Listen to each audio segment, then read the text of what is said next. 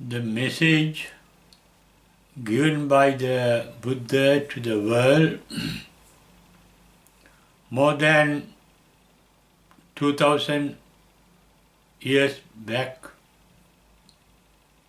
has been continuously used throughout the centuries, throughout the world by the people, and it is being used even now by millions and millions of people around the world.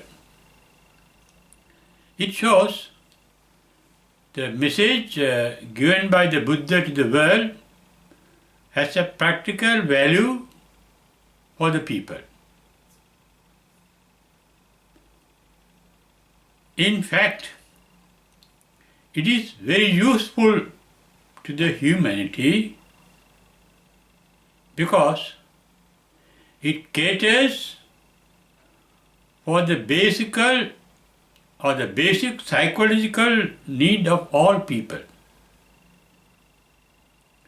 Both the practical psychological use as well as the ultimate psychological need. Normally, generally, people want to be happy and blissful. Buddhism, what is called the message of the Buddha, is called Buddhism at the moment, shows how people can be free of worries, tension, anxieties, and lead a happy, blissful life.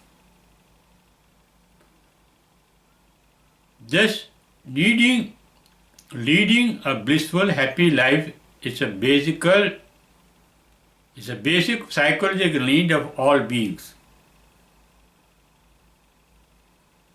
And it has an ultimate psychological need not only to live this temporary life blissfully and happily, but also to lead an eternal life blissfully and happily. Buddhism caters for the timely bliss of this limited life as well as the eternal happiness that is limitless and boundless. And that happiness is called the bliss of nirvana, that the Buddha realized at his enlightenment. Buddha has shown the ultimate bliss of nirvana can be achieved step by step, from moment to moment, little by little, by purifying one's own mind. As said in Dhampada, Toka Tokam Kane Kane in the Malavagga of Dhampada. Moment to moment, little by little, by removing mental defilements. Mental defilements are phenomena that bring in unhappiness and unpleasantness to our mind. Removing the capacity for unhappiness through defilement or removing defilements causing the mind unpleasant, one can experience a bliss of happiness even in this temporary life of all beings. Ultimately, Buddha showed that there is an ultimate bliss. The bliss of life is temporary because it is born, the life is born, the life is being lived, and the life comes to an end with the death. Life consists of birth, therefore, birth, decay, and death. That is why bliss of life or the happiness of life is temporary. Buddha realized a state of no birth. That means when there is no birth, there is no decay, there is no sickness, there is no death, and that bliss is eternal, the bliss of eternity. And Buddha has shown that bliss is nowhere else but within us.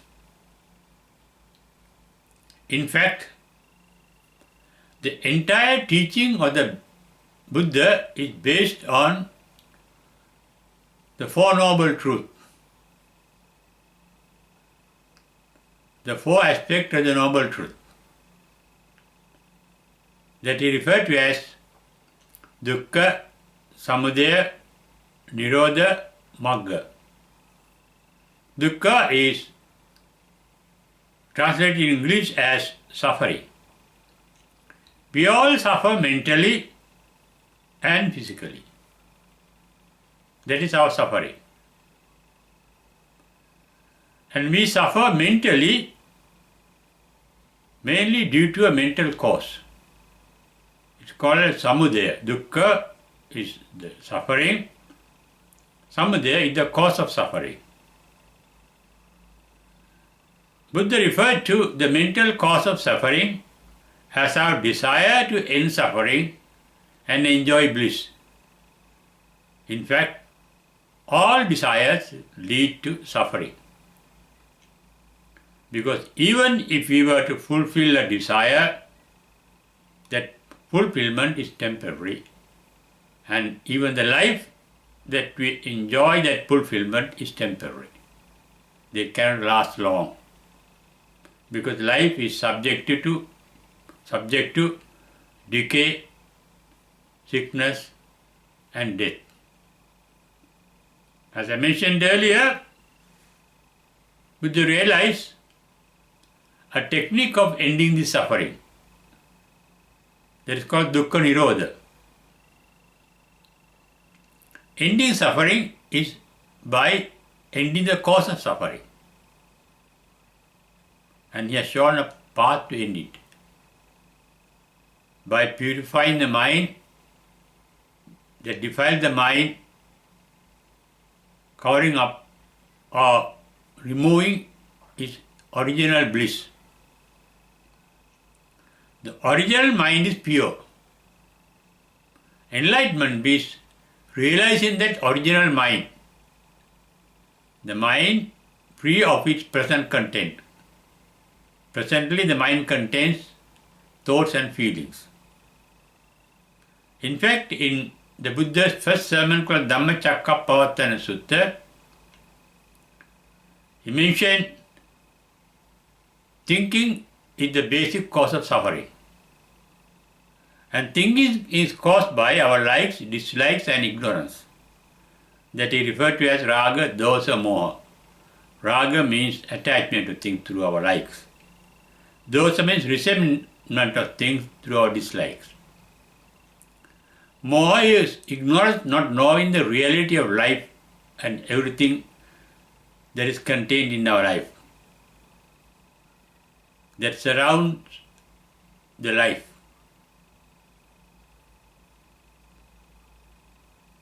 Enlightenment means realizing the true nature of life and its environment. Its cause, its end, and the cause of suffering. As I mentioned earlier, Buddha said, thinking is the cause of suffering. Sankittena panchupadana khandapi dukkha. Those are the words that he has used in his first sermon called Dhammacakkappavattana Sutta. And thinking, according to Buddha, is caused by our likes, dislikes and ignorance, as I mentioned earlier. Because we think of things that we like, we think of things that we dislike, and we think of things that we are ignorant of. Enlightenment is the extinction, the complete eradication of our likes, dislikes, and ignorance. Ignorance of the reality of our life. And the reality of the ultimate truth, called nirvana, which is nowhere else but within us. Not only nirvana, called dukkha nirodha, suffering called dukkha, the cause of suffering called dukkha samudaya, the technique of ending suffering called magga, dukkha nirodha gamini patipada, is within us. Therefore, we can say Buddha's message is not to seek a bliss or happiness or help outside us, but inside us. And it is possible only through our own insight, by inner sight, because the fourfold noble truth is nowhere else but within us. And realizing the noble truth, we get enlightened and realize the supreme bliss within us. As all people are psychologically in need of bliss and happiness, they find Buddhism useful in their day-to-day life practically. It is because of this practical use that the message of the Buddha has existed for more than 2,600 years and exists throughout the world, where millions of people are following the techniques referred to by the Buddha to be blissful, both in this life and after this life, and ultimately realize the ultimate bliss of nirvana, which is nowhere else but within us. Although different religious features have grown up around the Buddha's message, the original teaching of the Buddha is not a religion, but through practice, religion has been built around the Buddha's message. Original Buddha's message is for insight, self-realization, that means realization of oneself by oneself. It means the realization of non-self within us. The Buddha has shown there is nothing permanent that we can call ourself, both in our mind and in our body. Both the mind and the body are constantly changing. That is why Heraclitus, the Greek scientist that lived in the 5th century BC, said, "No one can step in the same river twice." Like a river, our mind is flowing. When you think of one thing, when you go to think of, then our thinking changes to some other form of thinking. Even our body, even any physical object, when we touch once, we cannot touch it again, because all electrons, subatomic particles, all molecules have change in it. If everything is changing like a flux, like a river, that is what Heraclitus said, no one can step in the same river twice. That means there's nothing permanent that we can call a soul, both in our body and in our mind, which we can retain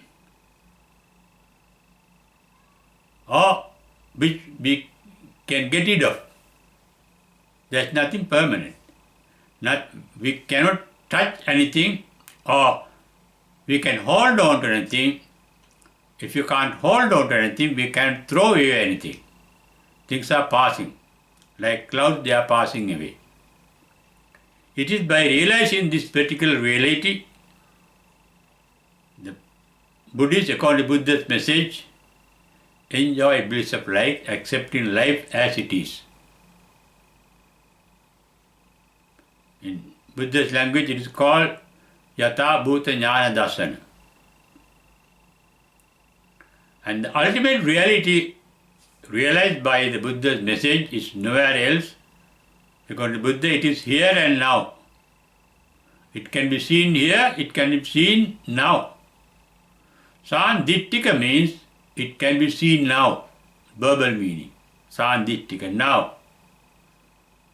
Ehipassika means it can be seen here, anywhere that we can see here. Sandittika means any moment that we can see now. That means it is beyond the time dimension. That is why it is called akaliko. Any moment that we can now, it's akalika. It's not a changing phenomenon like past or future. They have limitations. They have boundaries. But the present moment has no boundary. It is a meeting place of both the past and the present and future. Therefore, any moment means the bliss of nirvana is beyond time, timeless. That is why it is called akaliko. Here and now at any moment, anywhere means it is beyond the dimension of space. And in Pali it is called, Buddha's language, ananta. It is because Buddha has taught the world an eternal bliss that is beyond time and space, that Buddha's message has become very useful to people. And its use is also temporal and timely, because the ultimate timeless, boundless, spaceless bliss can be realized by realizing our inner bliss step by step, from moment to moment. And the basic step for this realization Buddha referred to in his first 20 years after enlightenment. It's given in a stanza in the Dhammapada saying, Sabba papa sakarana, refrain from all evil activities, mental, verbal and physical. That means don't think of anything that is harmful to you or to others. Don't speak of anything that is harmful, that hurts yourself and others. Sabba papa sakarana. Then what happens? Kusala supasampada. Naturally you become natural. Your natural mind, the original mind, is free from those defilements, making your thoughts, words and actions evil. Free from evil means a state of mind and body full of bliss, a blissful state, and that's called meritorious, merits. Kusala Supasampada, they come together. That means practically refrain from doing what is bad through your mind, word or thought, and do good through your mind, through your words, through your deeds. That means things that are beneficial, benevolent to you as well as to others. But don't get attached even to that bliss resulting from your good activities, mental, verbal and physical. That means mind must be purified from all attachments. Sachitta pariyodapana. That is advice given by the Buddha. And this advice has been useful to people, and they have been using it, and they have found the practical use of it.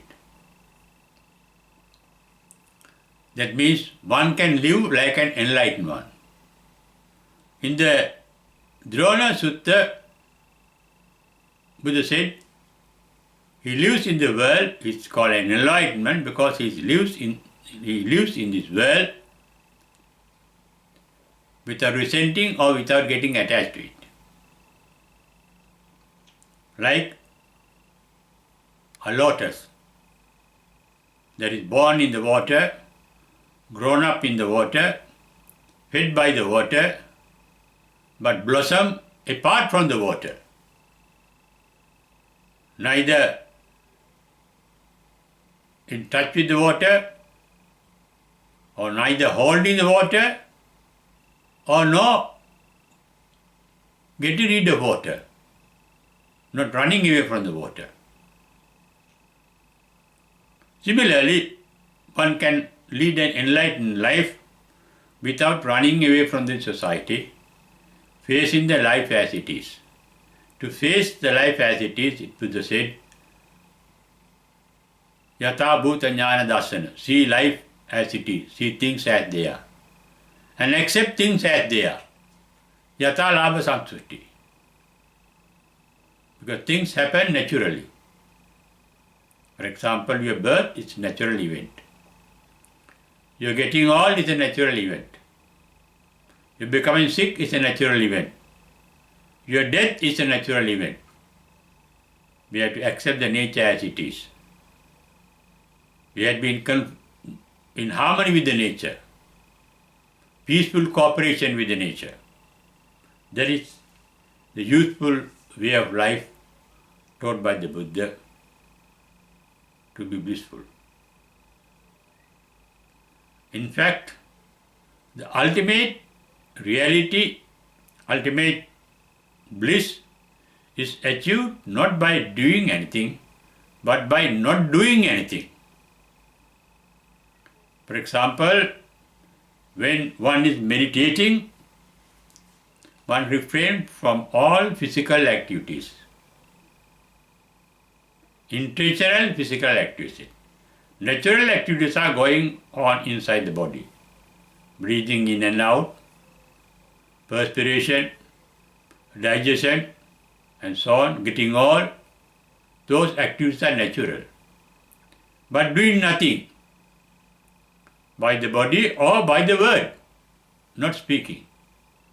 Free from physical activities, free from verbal activities, and also free from mental activities. Being awareness is a natural activity of the mind. This is not what we do. Sense organs, while they are there, they become aware of sense signals. They are sense objects. That is natural. But meditation means non-thinking. Therefore, use of Buddhism is not doing anything, but doing nothing.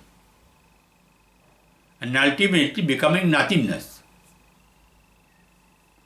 Therefore, the nirvana ultimately realized by following the Buddha's message is called sunyata.